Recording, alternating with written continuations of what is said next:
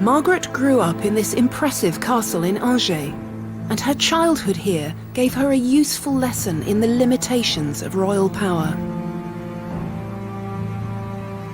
Margaret's father had many grand titles. In theory, he was King of Sicily, Naples and Jerusalem, and he spent most of her childhood fighting to turn those paper crowns into real power. In the meantime, Margaret, here in Anjou, was brought up by her formidable mother and grandmother. The message to Margaret was clear. Royal power had to be fought for, and a woman could rule if a man was absent.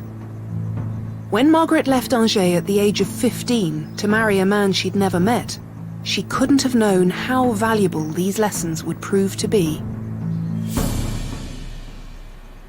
23-year-old Henry probably struck Margaret as a reassuring presence. He had an unworldly, childlike air, more a naive innocent than a grim-faced soldier.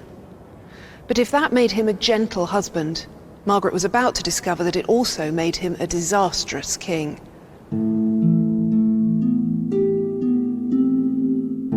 Henry VI had come to the throne as a 9-month-old baby, and England had been governed by a council of noblemen.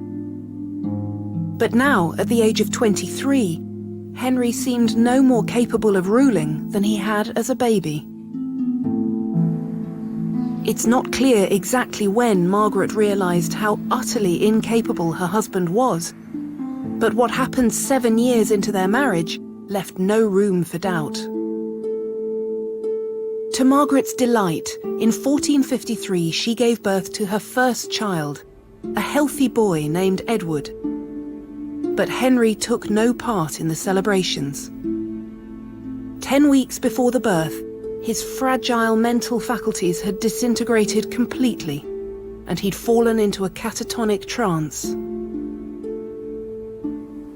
Henry was oblivious to their son's arrival, but Margaret had good reason to be jubilant. With the heir to the throne in her arms, she discovered, just like Isabella before her, that she had a direct stake in the power play that surrounded her. The question now was how far she would go in using it. The answer wasn't slow in coming.